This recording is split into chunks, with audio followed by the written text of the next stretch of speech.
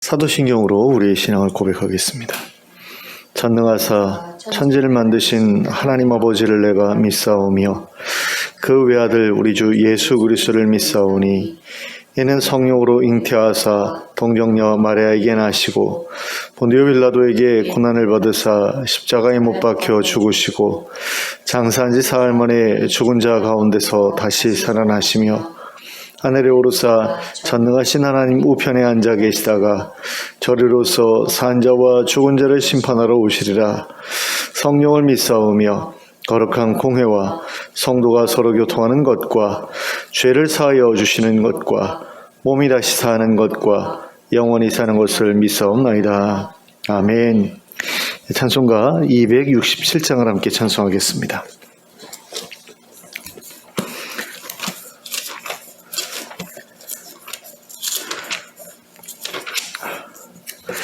(267장) 함께 찬송합니다.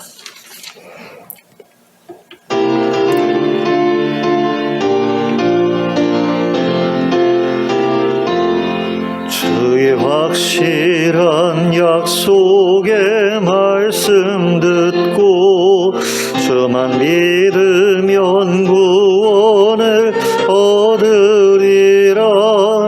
할렐루야 할렐루야. 내가 예수를 믿어 그의 흘리신 피로 내 죄 씻었네. 할렐루야 할렐루야. 내가 예수를 믿어 그의 흘리신 피로 내 죄 씻었네. 나의 갈 길이 험하고 위험하나 항상 예수의 도우심 믿고 가네.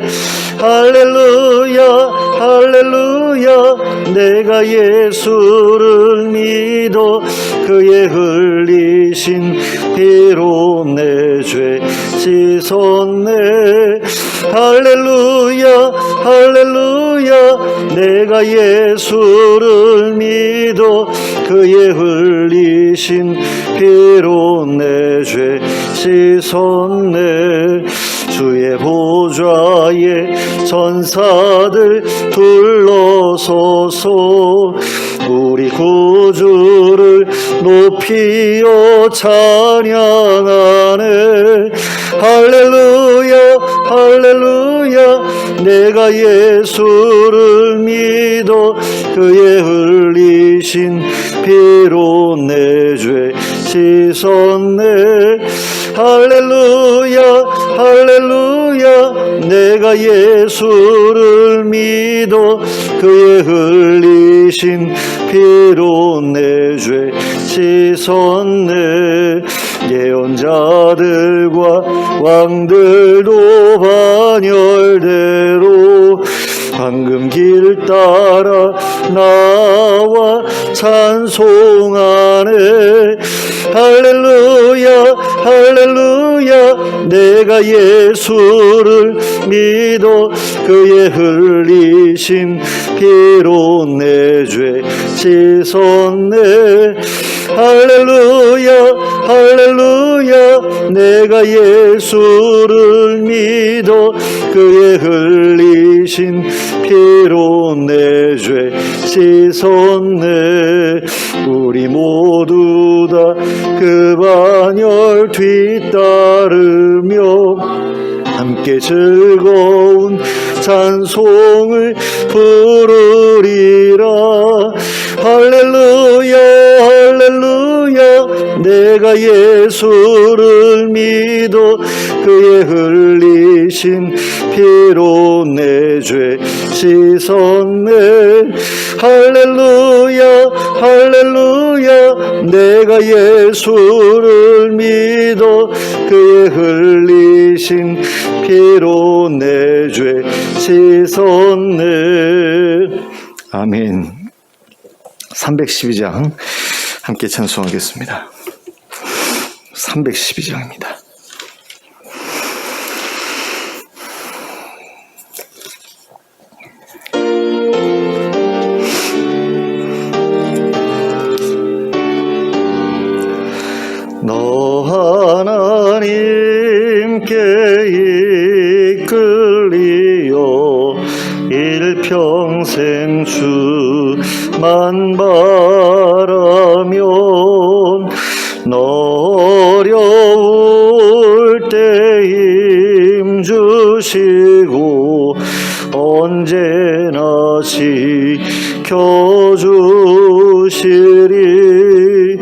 주 크신 사랑 믿는 자 그 반석 위에 서리라. 너 설레는 맘 가다듬고 희망 중 기다리면서 그녀로신 주의 뜻과 사랑에 만족하여라. 우리를 불러주신 주 마음의 소원하신다. 주 찬양하고 기도하며 내 본분 힘쏟아라. 주 약속하신 모든 은혜 내게서 이루어지리라. 잠들고 의지하는 자 주께서 기억하시리.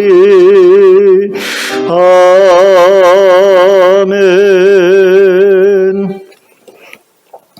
하나님의 말씀 누가복음 1장 5절부터 25절까지의 말씀입니다. 누가복음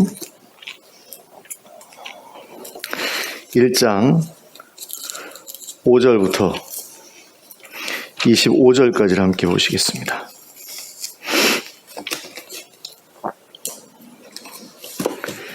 함께 합독하겠습니다. 시작. 유대왕 헤롯 때에 아비야 반열에 제사장 한 사람이 있었으니 이름은 사가랴요 그의 아내는 아론의 자손이니 이름은 엘리사벳이라. 이 두 사람이 하나님 앞에 의인이니 주의 모든 계명과 규례대로 흠이 없이 행하더라. 엘리사벳이 잉태를 못함으로 그들에게 자식이 없고 두 사람의 나이가 많더라. 마침 사가랴가 그 반열의 차례대로 하나님 앞에서 제사장의 직무를 행할세 제사장의 전례를 따라 제비를 뽑아 주의 성전에 들어가 분향하고 모든 백성은 그 분향하는 시간에 밖에서 기도하더니 주의 사자가 그에게 나타나 향단 우편에 선지라. 사가랴가 보고 놀라며 무서워하니 천사가 그에게 이르되 사가랴여 무서워하지 말라. 너의 간구함이 들린지라. 내 아내 엘리사벳이 내게 아들을 낳아주리니 그 이름을 요한이라 하라.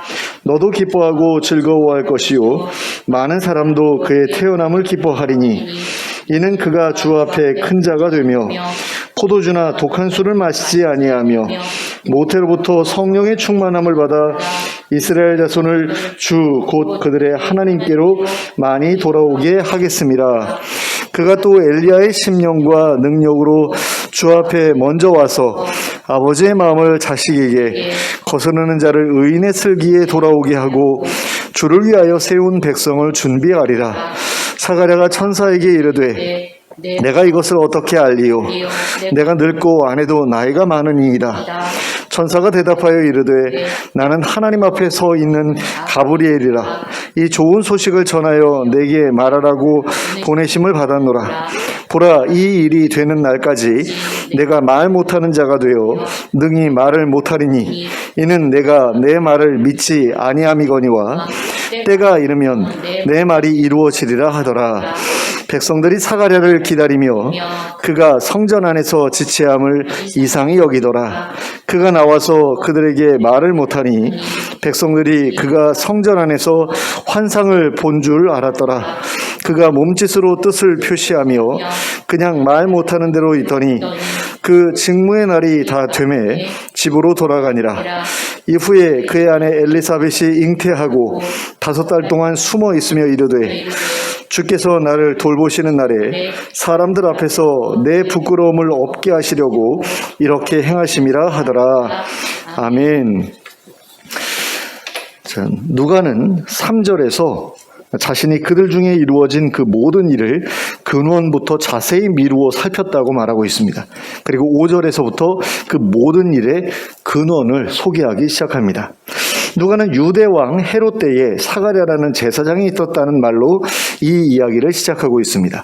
그리고 그 제사장이 아비야 반열에 속해 있던 정통성 있는 집안 출신의 제사장이었고 또 그 자신뿐 아니라 아내까지도 제사장 가문 출신이었기 때문에 그 집안이 꽤나 괜찮은 집안이었다라고 소개하고 있습니다. 게다가 6절에서는 이 두 사람이 하나님 앞에서 의인이었다고 말합니다. 누가에 의하면 그들은 주의 모든 계명과 규례대로 흠이 없이 행했던 사람들이었습니다. 그러니 이 사람들보다 하나님께 복을 받아 마땅한 사람들도 많지 않았을 것입니다. 그런데 누가는 7절에서 엘리사벳이 잉태를 못했기 때문에 그들에게 자식이 없었다고 말하고 있습니다. 그리고 그 두 사람은 나이가 많아서 더 이상 자식을 갖게 될 가능성이 없었다고 이야기합니다. 누가가 이 이야기를 언급하고 있는 이유는 그와 같은 상황이 그 부부에게 있어서 흠이라고 할 만한 일이었기 때문입니다. 당시의 유대인들은 자식을 하나님이 주신 복이라고 생각했습니다. 그리고 아이를 낳지 못하는 여자는 하나님께 저주를 받아서 아이를 낳지 못하게 된 것이라고 생각하는 경우까지 있었습니다. 그런데 그렇게 의롭고 경건한 부부에게 자식이 없었다라는 겁니다. 그러므로 이것은 그 부부에게 있어서 무척이나 괴로운 일이 아닐 수 없었을 것입니다. 주변 사람들의 시선도 좋지 못했을 겁니다. 무슨 숨겨둔 죄가 있어서 이런 문제가 생겼을까 하고 뒷담화하는 그런 이야기도 들었을지 모릅니다. 그러므로 사가랴의 집안에 있었던 이러한 문제는 아무리 믿음이 좋고 경건한 사람이라고 할지라도 인생의 어려움 또는 평생의 고민거리 한두 가지는 다 가지고 살아가기 마련이라는 것을 우리에게 가르쳐 줍니다. 그리고 인생의 모든 어려움이 하나님의 저주로 인해 주어지는 것도 아니라는 사실을 알 수 있게 됩니다. 그런데 이처럼 자식이 없는 사가랴였음에도 불구하고 하나님을 섬기는 일에서 제외되거나 하지는 않았던 것 같습니다. 그런 다른 제사장들과 마찬가지로 그 반열의 차례에 따라 하나님 앞에서 제사장의 직무를 행했습니다. 그리고 그에게 또다시 제사장의 직무를 행할 차례가 돌아왔습니다. 그는 제사장의 전리에 따라 제비를 뽑았고 주의 성전에 들어가서 분향하는 일을 맡게 되었습니다. 그리고 그가 성전에서 분향을 하고 있었을 때 갑자기 주의 사자가 그의 앞에 나타났습니다. 주의 사자는 향단 우편에서 갑작스럽게 나타났는데 그 모습을 본 사가랴는 그 모습을 보면서 굉장히 놀라고 무서워했습니다. 그런데 이것은 어떻게 보면 조금 이상한 일이 아닐 수 없습니다. 왜냐하면 주의 성전에 주의 사자가 나타나는 것만큼 자연스러운 또는 당연한 일은 없기 때문입니다. 그런데 제사장이라는 사람이 주의 성전에서 분향을 하다가 주의 사자를 보았다고 해서 놀라면서 무서워했다라는 것은 도대체 무슨 의미입니까? 그것은 당시의 제사장들이 주의 성전에서 분향할 때 주의 임재를 기대하거나 소망하면서 분향했던 것이 아니었다는 것입니다. 그들은 그저 자기들이 하나님께 향기로운 제물을 드린다고만 생각했지 하나님께서 친히 자기들을 찾아오셔서 무엇인가를 주신다거나 아니면 신탁을 주신다거나 이런 일을 하시기를 전혀 기대하지 못했었다라는 겁니다. 그래서 주의 사자가 나타났을 때 기뻐하지 못했던 것입니다. 구했던 것이 아니기 때문입니다. 바랐던 것이 아니기 때문입니다. 전혀 기대도 바람도 없는 상태에서 갑작스럽게 벌어진 일이기 때문에 그냥 놀라고 당황할 수밖에 없었다라는 거죠. 근데 오늘날에도 많은 사람들이 하나님께 기도를 하면서도 하나님께서 친히 찾아오시는 것을 기대하지 않습니다. 바라지도 않습니다. 그저 기도나 받아주시고 내가 구하는 것이나 들어주셨으면 좋겠다라고 생각합니다. 물론 그런 사람들이라고 해서 악한 사람들이다 이렇게 말할 수 있는 것은 아닙니다.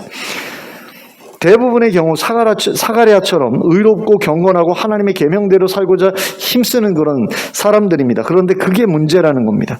많은 기독교인들이 의롭고 경건하고 하나님의 계명대로 살기를 힘쓰면서도 하나님의 임재나 하나님의 말씀을 기대하지 않는다라는 겁니다. 그리고 막상 그와 같은 일이 벌어지면 두려워합니다. 여전히 예수님이 오시기 이전의 시대를 살아가고 있는 그런 사람들인 거죠. 사가랴와 같은 마음으로 신앙생활을 하고 있는 사람들이기 때문입니다. 그러나 그것은 하나님의 백성으로서 충분히 만족스럽지 못한 삶입니다. 하나님의 백성이라면, 그리고 예수님 시대 이후를 살아가고 있는 사람이라면 우리는 하나님의 임재와 말씀을 기대하면서 살아가야 하고, 또 그와 같은 일이 허락되었을 때 기뻐해야 합니다. 그런데 사가랴는 두려워했고 무서워했습니다. 어린 소녀인 마리아라면 몰라도 제사장이라는 사람이 그랬다고 하는 것은 창피한 일이 아닐 수가 없습니다. 그런데 그런 창피한 사람들이 오늘날에 목사로, 장로로, 권사로 살아가고 있다는 것을 봅니다. 창피한 일이 아닐 수가 없습니다.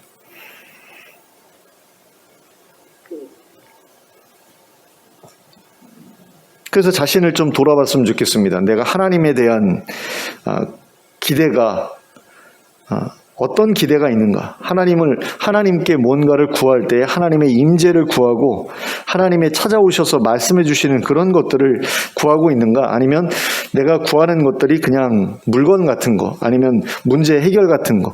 그래서 하나님께서 친히 오시는 것은 싫고 그냥 문제만 해결됐으면 좋겠다. 이런 정도의 신앙생활을 하고 있지 않은가? 그런 것들을 좀 생각해보고 또 반성해 봤으면 좋겠습니다. 사가랴에게 나타난 천사는 사가랴에게 이렇게 말합니다. 13절부터 17절까지의 말씀인데요. 다시 한번 제가 읽어드리겠습니다.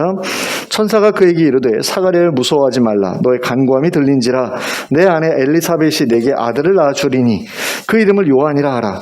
너도 기뻐하고 즐거워할 것이요 많은 사람도 그의 태어남을 기뻐하리니 이는 그가 주 앞에 큰 자가 되며 포도주나 독한 술을 마시지 아니하며 모태로부터 성령의 충만함을 받아 이스라엘 자손을 주 곧 그들의 하나님께로 많이 돌아오게 하겠습니다.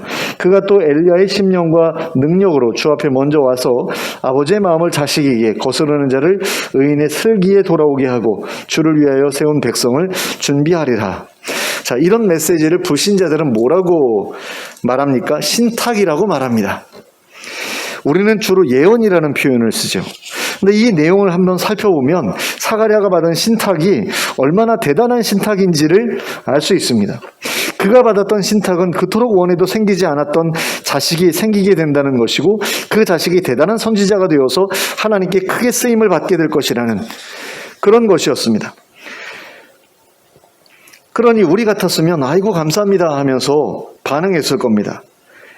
너무나 신나지 않았을까요? 저희도 DTS 갔을 때 저희 아이들에 대해서 그 예언의 은사를 가진 분이 이제 예언해 주시는 그런 내용을 들었을 때 굉장히 감사했거든요. 너무나 좋은 말씀을 많이 해주셔가지고 되게 감사했는데, 그런 걸 보면 사가랴처럼 경건하고 의로운 제사장이다 그랬을 때 누구보다 더 기뻐하고 감사했어야 맞는 거 아닙니까? 그런데 사가랴는 이러한 예언에도 불구하고 우리가 이해하기 어려운 그런 반응을 보입니다. 그것은 내가 이렇게 늙었는데 어떻게 그 말을 믿을 수 있겠느냐는 것이었습니다. 18절 말씀을 다시 한번 보겠습니다. 사가랴가 천사에게 이르되 내가 이것을 어떻게 알리오? 내가 늙고 아내도 나이가 많으니이다. 자, 그러면 사가랴는 도대체 왜 이런 반응을 보이고 있는 것일까요? 혹시 예언의 내용이 마음에 들지 않았기 때문일까요? 그것은 아닌 것 같습니다. 그 내용만 본다면 할렐루야 하면서 아멘 할렐루야 이러면서 화답했을 만한 그런 예언이었거든요. 그럼에도 불구하고 사가랴가 이렇게 반응했던 것은 무엇 때문이었을까? 제가 고민해 봤을 때 대답은 한 가지밖에 없지 않은가라는 생각이 들었는데요. 그것은 바로 염려 때문이었다. 이렇게 생각이 됩니다. 그러니까 하나님께서 약속을 하셨는데 혹시 그 약속이 이루어지지 않으면 어떻게 하나? 이런 생각이 들었던 거죠. 근데 그런 생각이 향하고 있는 대상은 자신이 아니라 하나님이었다라는 겁니다. 그러니까 괜히 하나님께서 약속해 주신 것을 믿었다가 그대로 이루어지지 않으면 얼마나 내가 실망하겠는가. 이런 염려가 아니었다라는 겁니다. 그럼 어떤 염려였느냐? 하나님께서 이런 예언을 주셨는데, 그래가지고 내가 이런 예언을 들었다라고 이야기를 했는데 만약에 그게 성취가 안 됐다, 그러면 자기가 사기꾼이 될 수도 있지만 하나님께서 명예를 잃어버리게 되시잖아요. 그러니까 그로서는 나름대로 하나님의 편에 서서 하나님을 걱정해서 한 말이었다라는 거죠. 내가 이렇게 나이가 많은데, 내가 이렇게 늙었는데 혹시라도 아이가 만들어지지 않으면 하나님이 영광을 잃어버리게 되시는 게 아닌가. 그러니까 이런 거는 그냥 없는 걸로 그냥 넘어가고 마는 게 낫지 않겠나, 이런 생각을 아마 하지 않았을까라는 생각이 듭니다. 그게 아니면 좀 이해가 안 가요. 저는 다른 생각은 떠오르지 않더라고요. 아니, 경건한 의로운 제사장인데 이와 같은 신탁을 받았는데 믿지 못하겠어요. 이런 식의 반응이 어떻게 가능할까? 좀 의아하다라는 그런 생각이 들었거든요. 근데 만약에 이게 성취되지 않을 경우에 하나님께서 입게 되실 그 타격을 생각하고 이랬다 그러면 그의 그 경건한 성품으로 봤을 때 충분히 이해할 수 있는 일이 아니겠는가, 이런 생각이 들었다라는 거죠. 그런데 이건 참으로 쓸데없는 걱정이었습니다. 하나님께서는 그보다 더 나이가 많았던 아브라함과 사라에게도 자식을 주셨잖아요. 자식에 대한 기대를 완전히 접어놓고 있었던 사람들에게, 그것도 100세, 90세 이런 나이에 이삭이라는 아들을 주시지 않았습니까? 그러니 사가랴와 엘리사벳 사이에서도 그와 같은 일이 충분히 일어날 수 있게 해주실 수 있으셨다라는 거죠. 그러면 사가랴와 엘리사벳은 도대체 나이가 몇 살이 되었을까? 이걸 우리가 생각해 볼 필요가 있을 것 같은데요. 원래 율법에 의하면요, 제사장들은 20살 때부터 시작해가지고 50살까지 일을 합니다. 근데 20살 때부터 30살 때까지는 수습 일을 하는 것 같아요. 수습처럼 누구 밑에서 이렇게 배워가면서 일하는 것 같고, 30살부터 정식으로 이제 그 일을 시작해서 50살에 은퇴를 하는데, 그럼 50살 정도 라고 생각할 수 있거든요. 근데 솔직히 40 넘어서 임신하는 게 좀 쉽지가 않잖아요. 만약에 동갑이었다 그러면 40 넘어서 잉태하는 거 쉽지 않고, 그 다음에 50 넘어서 잉태하는 거 쉽지 않죠. 근데 50은 안 됐을 것 같고요. 아직 은퇴 전이니까 50 전인데 나이 차이가 어느 정도 있었다고 쳐도 이제 40살 좀 넘었을 나이거든요. 그러니까 우리 입장에서 보면은 그거 애 낳는 거 충분히 가능하지 않나. 요즘에는 40살에도 결혼을 하니까, 그리고 충분히 애를 가질 수 있는 그런 시대니까 우리가 생각할 때는 충분하지 않은가라는 그런 생각이 드는데, 사가랴는 못한다라고 얘기를 할 정도라면 그 당시에 그렇게 늦게 그 자식을 갖는 것은 정말로 드문 일이었다라는 그런 사실을 우리가 알 수 있게 되죠. 그러니 걱정할 만도 했는데, 아브라함을 생각하면 아브라함은 사가랴보다 나이가 2배란 말이에요. 그런데도 자식이 생겼단 말이죠. 그러니까 사가랴의 걱정은 조금도 필요치 않은 걱정이었다라는 겁니다. 어떤 면에서는 하나님의 능력에 대한 불신이라고 할 수 있는 그런 일이었던 거죠. 그래서 주의 사자는 사가랴의 불신에 대해서 책망합니다. 그리고 그 벌을 받게 될 것을 이야기를 하는데요. 19절과 20절 말씀입니다. 천사가 대답하여 이르되 나는 하나님 앞에 서 있는 가브리엘이라. 이 좋은 소식을 전하여 내게 말하라고 보내심을 받았노라. 보라, 이 일이 되는 날까지 내가 말 못하는 자가 되어 능히 말을 못하리니 이는 내가 내 말을 믿지 아니함이거니와 때가 이르면 내 말이 이루어지리라. 이렇게 이야기를 하는데요. 이 말을 보면 사가랴가 이 일이 어떻게 이루어지겠습니까? 라고 했을 때 가브리엘이 굉장히 자존심이 상했다라고 해야 될까요? 그랬던 것처럼 느껴져요. 가브리엘의 말을 보면 굉장히 기분 나빠하는 어떤 그런 느낌이 느껴지거든요. 그러니까 나는 하나님 앞에 서 있는 가브리엘이라 이렇게 이야기를 하는 걸 우리가 보게 되는데, 보통 사람들이 권위를 내세울 때 이렇게 자신의 신분을 밝히거든요. 야, 내 나이가 지금 몇 살이야? 내가 너보다 밥을 먹어도 몇 그릇을 더 먹었다. 이런 식의 이야기를 하잖아요. 그러면서 내가 너보다 훨씬 잘난 존재다라는 것을 이야기를 하는데, 지금 가브리엘이 말하는 것도 약간 그런 느낌이거든요. 나는 하나님 앞에 서 있는 가브리엘이야. 날 뭘로 보고 내 말을 의심하지? 뭐 이런 어떤 그런 느낌이거든요. 그리고 이 좋은 소식을 전하여 내게 말하라고 보내심을 받았어. 그러니까 하나님이 날 보냈어라는 그런 이야기죠. 근데 하나님이 날 보내시면서 이 좋은 소식을 전해주라고 하셨는데 이 좋은 소식을 네가 그딴 식으로 모독해? 뭐 이런 어떤 그런 느낌? 그리고 나서 이제 보라, 이 일이 되는 날까지. 그런데 이 보라라는 말이요, 두고 봐라는 어떤 그런 느낌이에요. 두고 봐라. 한번 두고 봐라. 이 일이 되는지 안 되는지. 그리고 이 일이 되는 날까지 내가 말 못하는 자가 되어서 말을 못하게 될 거야. 이렇게 말씀하시면 이는 내가 내 말을 믿지 아니함이거니와 때가 이르면 내 말이 이루어지리라. 그런데 여기서 내 말이라고 이야기를 해요. 그러니까 하나님의 말씀인데 이걸 내 말이라고 이야기를 합니다. 그러면서 내가 하나님께 메시지를 받아서 전달해주는 그런 천사인데 내가 이야기하는 걸 너가 그렇게 무시해? 라는 어떤 그런 느낌이 여기서 굉장히 강하게 묻어나죠. 뭐 천사가 그랬을 가능성은 사실 많지는 않지만 그럼에도 불구하고 뭔가 이렇게 속된 말로 빡친 듯한 어떤 그런 느낌의 이야기를 합니다. 근데 그대로 이제 이루어지죠. 그때부터 말을 하지 못하게 되고요. 밖에서 기다리던 백성들이 사가랴가 성전 안에서 평소보다도 늦게 나오는 것을 보고 도대체 무슨 일이 있었느냐라고 물었을 때도 아무런 대답을 하지 못합니다. 그래서 백성들은 사가랴가 성전 안에서 환상을 본 것을 알게 되었습니다. 여기 보니까 환상을 보게 된 줄을 알게 되었다. 이렇게 번역이 돼 있어요. 공동 번역도 그렇고요. 표준세 번역도 그렇고요. 현대어 성경도 그렇고 본 줄을 알게 되었다라고 이야기를 해요. 근데 본 줄을 알게 되었다라고 하면 본 줄로 알게 되었다라는 어떤 그런 느낌이 들거든요. 그러니까 환상을 보았을 거라고 추측을 했다라는 이야기인지 근데 그 환상을 보았다라는 게 실제로 가정하고서 그렇게 얘기를 하는 건지 아니면 그냥 착각으로 이야기하는 것인지 그걸 잘 알 수가 없거든요. 근데 이 내용을 살펴보다 보니까 그 사가랴가 가브리엘을 본 것을 환상 가운데 본 것으로 그렇게 본문에서 다루고 있다라는 것을 알 수 있었습니다. 그러니까 이 사람들이 정확하게 이제 백성들이 이해를 한 거죠.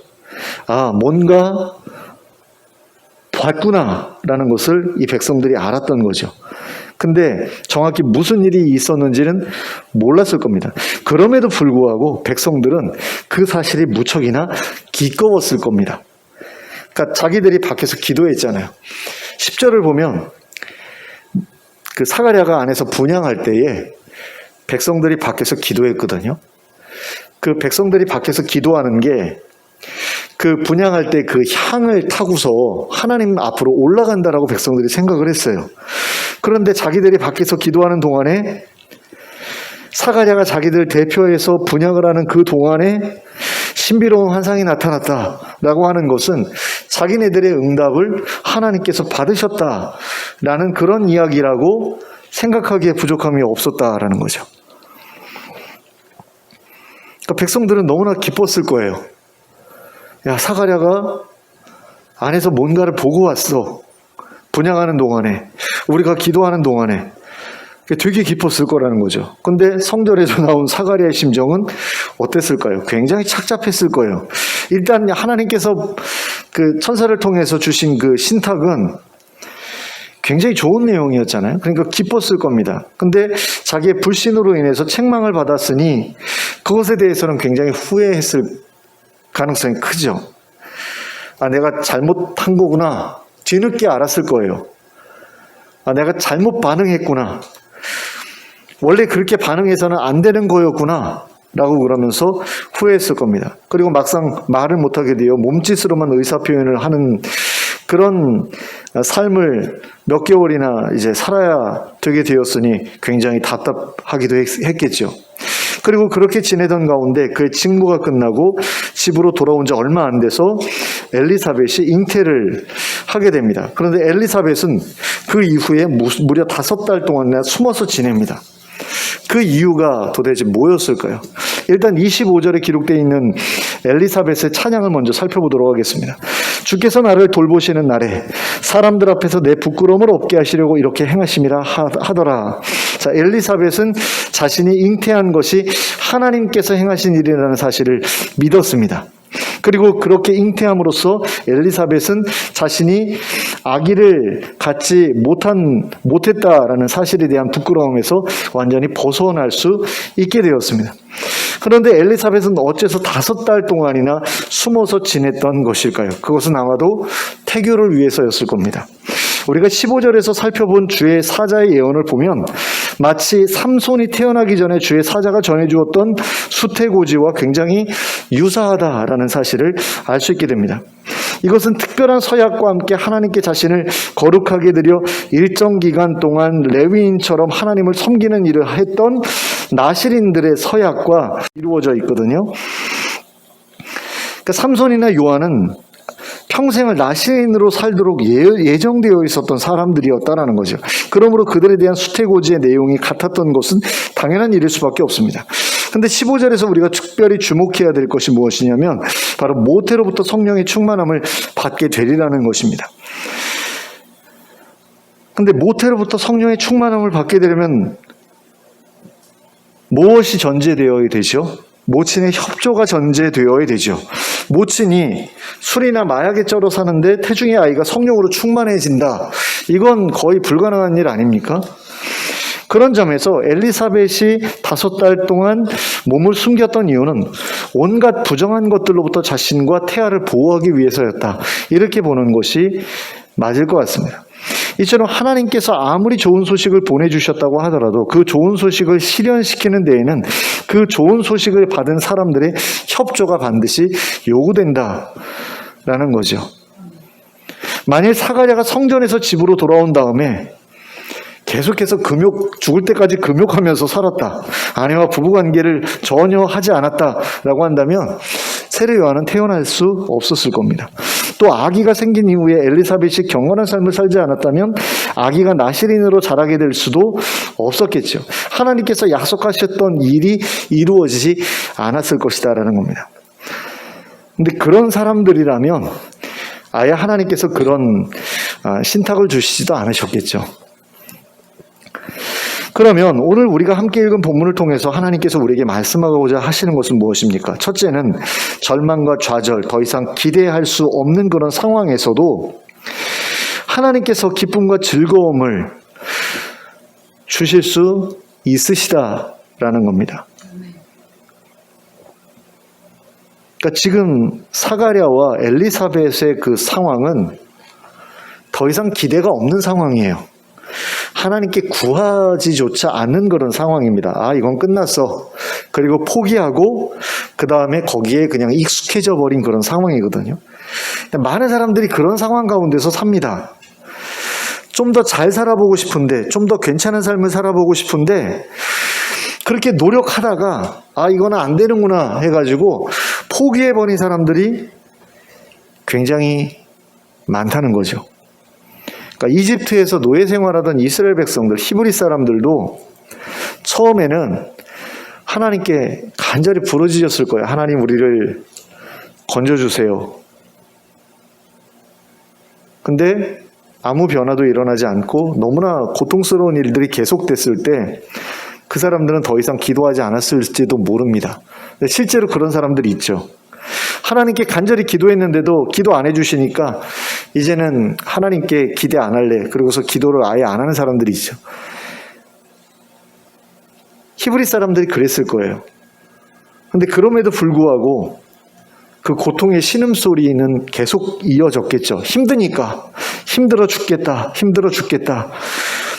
죽고 싶다라는 이야기는 계속해서 아마 입에서 자연스럽게 튀어나왔을 거예요. 그런데 하나님께서 자기 백성들이 그렇게 신음하는 그 소리를 들으시고 그들을 찾아오시죠. 사가랴와 엘리사벳도 세례 요한 자기 자식을 하나님께 젊었을 때는 구했을 거예요. 아이를 주십시오라고 기도했을 겁니다. 그런데 나이가 들면서 어느 정도 나이가 딱 지나가고 나면서부터는 그 기도 안 했을 겁니다. 우리한테 아이를 주세요. 아마 40 넘어서부터는 그 기도 안 했을지도 모르겠어요. 그러니까 더 이상 기대하지 않는 그런 상황인 거죠.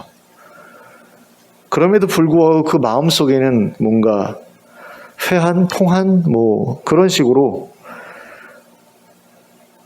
하나님에 대한 어떤 서운한 마음, 그리고 속상함, 그리고 부끄러움, 이런 것들이 계속해서 있었겠죠. 근데 기도는 안 하는, 더 이상 기대하지 않기 때문에 기도도 안 하는 그런 상황. 근데 그런 상황에서도 하나님께서 찾아오셔서 기대를 주시고 기쁨과 즐거움을 주셨다라는 거죠. 그러니까 하나님은 그런 분이다라는 겁니다. 그렇기 때문에 우리가 너무나 실망해서 더 이상 하나님께 구하지 못하고 내려놨던 것들도 어떤 특별한 계기를 통해서 다시 한번 붙잡게 하시고 그것을 구하게 하실 때가 있는데, 그럴 때에 우리가 어떻게 반응해야 될지를 오늘 본문은 가르쳐주고 있다라는 겁니다. 둘째가 그겁니다. 우리가 이 본문을 통해서 하나님이 우리에게 말씀해 주시려고 하시는 것, 둘째는 그 사실을 믿는 것이 믿음이고 그 믿음이 바로 응답의 전제 조건이 된다라는 거죠. 그러니까 우리가 모든 것을 다 내려놓고 기대하지 않고 있을 때 하나님께서 뜬금없이 붙잡아라, 기대해라, 내가 도와주마 라고 하실 때가 있다라는 거죠. 근데 진작에 내가 그 기대를 내려놨기 때문에 왜 나를 힘들게 하세요? 그러면서 아예 그러지 마세요라고 하는 반응하는 경우가 있지 않습니까? 그 엘리야와 엘리사 모두가 공통적으로 했던 일 가운데 하나가 아이들을 살려내는 어떤 그런 사건들인데, 그 수넴 여인, 그 엘리사의 경우에 이제 수넴 여인한테 자식을 갖게 해주잖아요. 근데 그 아이가 죽었을 때 그 수넴 여인이 찾아와가지고 그런 토로를 하거든요. 누가 나한테 자식을 달라고 했습니까? 내가 언제 당신한테 자식을 달라고 했습니까? 근데 왜 자식을 줬다가 다시 데려가십니까? 이러면서 이야기를 하는데 굉장히 절절하죠. 차라리 기대하지 않게 그냥 기대를 접은 상태에서 그냥 내버려 뒀으면 얼마나 좋았을까요? 그런데 왜 기대하게 만들고 나를 이렇게 실망시키십니까? 라는 그런 반응을 보였을 때 엘리사가 그 아이를 다시 살려서 돌려주지 않습니까? 하나님께서 하신 일이지만. 근데 우리의 마음이 그렇다라는 거죠. 너무나 내가 간절히 원했던 건데 하나님께서 안 들어주셨단 말이에요, 지금까지. 그러니까 이건 도저히 안 이루어질 거라고 생각을 하는 거죠. 이젠 다 끝났다라고 생각하는 거예요. 그런데 거기에다가 대고서 하나님께서 야, 다시 소망을 가져봐, 다시 기대해봐, 내가 도와줄게라고 했을 때 그게 안 믿어진다라는 거죠.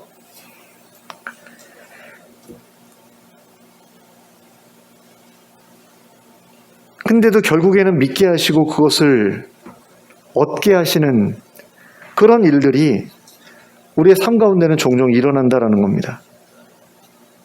그럴 때 그것을 우리가 믿어야 하고 기대해야 되는데 그게 참 쉬운 일은 아니라는 생각이 들어요. 저도 그런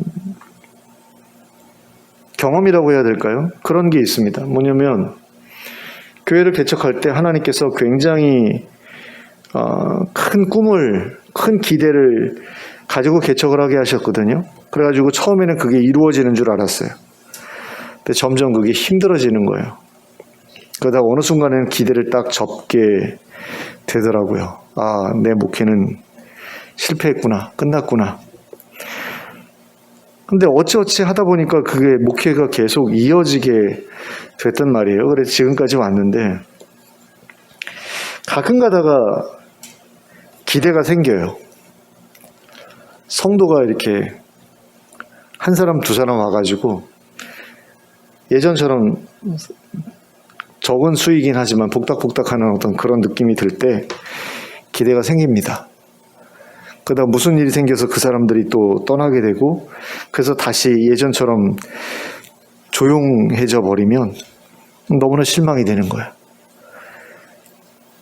이제는 접어야지, 이제는 진짜 접어야지 라는 그런 마음이 들었다가 또 그런 일이 몇 번이 반복이 되는 그런 가운데 완전히 그냥 바닥으로 내 동댕이 쳐진 어떤 그런 느낌, 그런 가운데에서 다시 또 하나님께서 어떤 기대를 주시고 또 소망을 주실 때에 그거 진짜 받아들이기 힘들거든요. 차라리 그냥 좀 나를 놔두세요라는 그런 말을 하고 싶을 정도로 힘든 거죠. 그러니까 사가랴도 어쩌면 그랬을지 모르겠어요. 나 좀 그냥 내버려 두세요. 나 이대로 그냥 살다가 죽을래요. 무슨 자식을 또 주겠다고 그러십니까? 라는 어떤 그런. 근데 그런 거 못 믿잖아요. 그 소망을 다시 붙잡지 못하잖아요. 기대를 다시 붙잡지 않으려고 하잖아요. 그런데 그걸 강제로 하나님께서 쥐어주시는 거죠. 왜요?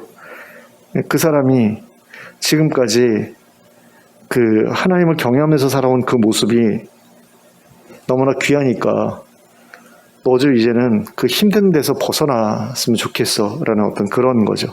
그러니까 지금까지 너가 고생했던 걸로 충분해.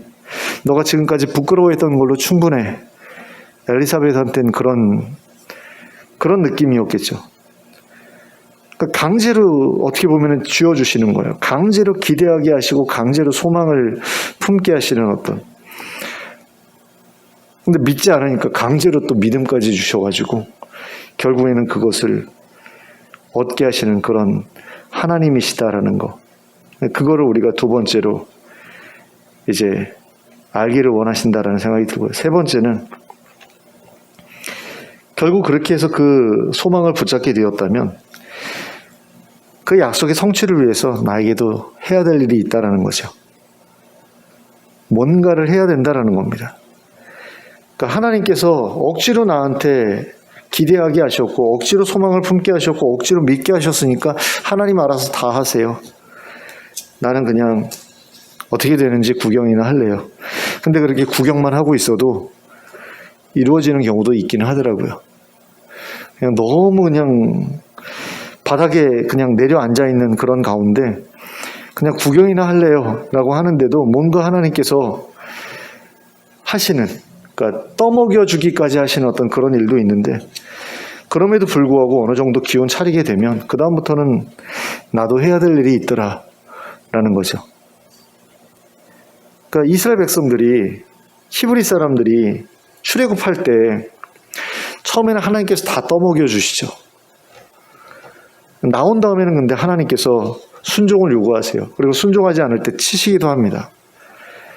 그러니까 이집트에 있는 동안에는 하나님께서 전혀 치지 않으세요. 그러니까 거기는 완전히 모판 같은 어떤 그런 곳이었다면 이제 광야로 나온 다음부터는 하나님께서 그때는 매도되시고 그러면서 이끌어 가시는 것을 봅니다. 근데 그걸 우리가 매맞아가면서 그렇게 할 필요는 없죠. 하나님께서 우리에게 기대할 만한 것을 주시고 소망할 만한 것을 주셨다라고 한다면 그걸 그래서 억지로라도 어쨌든 믿기까지 되었다면 그걸 왜 매맞아가면서 우리가 누리려고 해야 됩니까? 자발적으로 적극적으로 뛰어들어야지요. 그래서 그런 적극적인 마음까지도 하나님께서 주셔서 감당하게 하실 것을 우리가 그것조차도 우리가 기대하면서 좀 나아가야 되지 않겠는가라는 그런 생각을 해봅니다. 자, 우리가 누가복음의 이제 첫 기사를 살펴보았는데 이 누가복음의 첫 기사는 기대를 잃어버린 경건한 집안에 기대할 만한 것을 약속하시고 그 약속을 지키신 사건에 대한 소개로 이루어져 있거든요. 그런데 이것은 누가복음 전체를 통해서 계속해서 반복될 주제이기도 합니다. 그러니까 우리는 누가복음을 통해서 아무것도 바라지 않고 기대하지도 않을 정도로 이렇게 나락으로 떨어진 어떤 그런 상황 가운데서도 기대할 만한 것을 약속하신 하나님을 보게 돼요. 그리고 그 약속을 신실하게 이루어 가시는 그런 모습도 보게 됩니다. 그리고 어떤 자들이 그러한 약속의 성취를 누리게 되는지에 대해서도 우리가 보게 되거든요. 우리가 누가복음에서 이러한 것들을 보면서 기억해야 할 것은 무엇이냐면, 누가복음에 나타난 많은 일들 사이에서 이루어졌던 일들은 우리에게서도 동일하게 반복될 수 있는 그런 일들이라는 것이죠. 그게 우리하고 상관이 없다면 우리 손에 쥐어질 이유도 없는 거 아니겠어요? 근데 그 기록이 우리에게까지 이어져서 전달되었다라는 것은 거기에서 일어난 일들이 우리 가운데서도 일어날 수 있기 때문이다. 우리는 이렇게 믿어야 되는 것 아닙니까? 식민지 주민으로서 우리보다 더 큰 고통을 겪으며 살아가고 있었던 이들에게도 큰 기쁨과 즐거움을 허락하셨던 하나님께서는 우리에게도 그들이 누렸던 것과 같은 큰 기쁨과 즐거움을 허락하실 수 있다라는 거죠. 이러한 사실을 우리가 기억했으면 좋겠습니다. 그리고 잃어버렸던 기대, 내려놓았던 소망을 다시 한번 하나님께 아뢰어 봤으면 좋겠습니다. 그래서 하나님의 응답과 허락하심을 받아서 그 일들이 이루어지는 것을 보는 가운데 다시 한번 삶의 소망과 삶의 기쁨과 즐거움을 누리게 되는 저와 여러분 될 수 있기를 예수 그리스도의 이름으로 축원합니다. 기도하겠습니다. 사랑의 하나님 아버지, 그냥 좌절하고 절망한 가운데 아무것도 기대하지 않고 아무것도 소망하지 않게 되어버린 사람들, 그런 사람들에게 하나님께서 찾아오시는 그것이 바로 성경에서 계속해서 우리에게 보여주는 모습들인데, 하나님 출애굽 사건도 그랬지만 오늘 우리가 함께 읽은 사가랴 집안에 일어났던 사건도 마찬가지의 사건이 아니었나라는 생각을 해봅니다. 오랜 시간 하나님을 경외하면서 하나님의 계명과 율례를 지키며 살아오는 가운데 자식을 달라고 그렇게 부르짖었음에도 불구하고 응답하지 않는 하나님에 대해서 실망하고 절망했을 사가랴에게 하나님께서 찾아오셔서 다시금 기대를 품게 하시고 소망을 갖게 하시는 그런 모습을 통해서 하나님께서 우리에게도 그와 같은 찾아오심을 허락하실 수 있는 분이라는 사실을 다시 한번 생각해 보게 됩니다. 그리고 그렇게 하나님께서 찾아오셔서 좋은 약속을 주셨을 때에 도무지 받아들이지 못했던 그에게 억지로라도 받아들이게 하셨던 그 하나님의 모습을 보면서 우리에게도 그와 같은 일들이 좀 일어났으면 좋겠다라는 그런 기대를 하지 않을 수가 없습니다. 하나님, 우리에게도 다시 한번 소망을 주시고 기대를 주시길 원합니다. 너무나 힘들었기 때문에 더 이상 기대할 것이 없다라고 말해오던 그런 자리에서 벗어나게 하시고 이제는 이것이 나의 소망이고 이것이 나의 기대다라고 말할 수 있는 무엇인가를 붙잡을 수 있게 해주시기 원합니다. 그리고 그것을 위해서 하나님께 간절히 기도하면서 또 내가 해야 될 최선의 노력들을 감당하는 가운데 마침내 그것이 성취되는 그것을 볼 수 있기를 원합니다.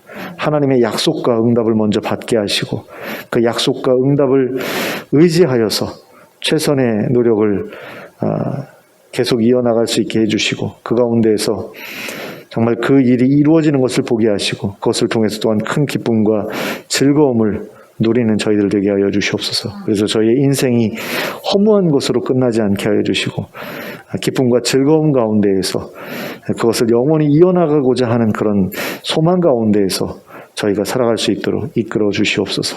예수님의 이름으로 기도하였습니다. 아멘. 찬송가 447장을 함께 찬송하겠습니다. 447장입니다.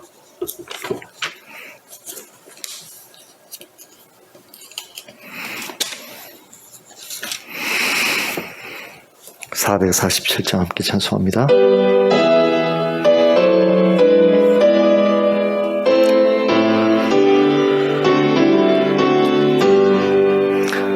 이 세상 끝날까지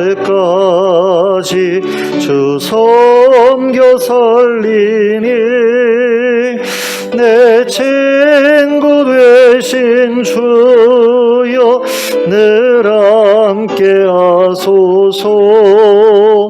주 나와 함께 하면 전쟁도 겁없고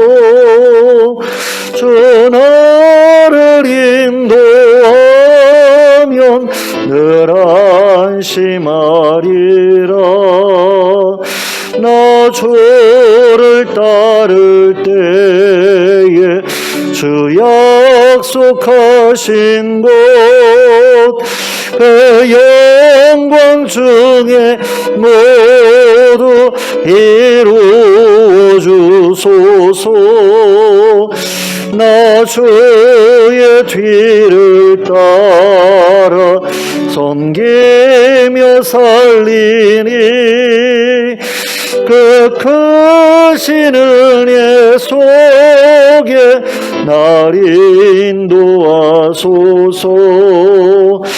이 세상 온갖 시험 내 마음을 흔들고 적한 원수들이 안팎에 있으나 주 나를 돌보시사 내 방패 되시고 내 곁에 계신 것을 늘 알게 하소서. 저 영광 빛난 곳을 주 허락했으니 그 허락하신 곳을 늘 사모합니다. 끝까지 쉬지 않고 주 따라가리니 주 넓은 사랑으로 늘 인도하소서.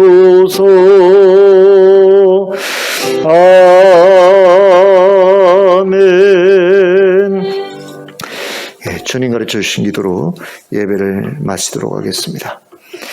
하늘에 계신 우리 아버지여, 이름이 거룩히 여김을 받으시오며 나라의 임하옵시며 뜻이 하늘에서 이루는 것 같이 땅에서도 이루어지이다. 오늘 우리에게 일용할 양식을 주시옵고 우리가 우리에게 죄 지은 자를 사하여 준 것 같이 우리의 죄를 사하여 주시옵고 우리를 시험에 들게 하지 마시옵고 다만 악에서 구하시옵소서. 나라와 권세와 영광이 아버지께 영원히 있사옵나이다. 아멘.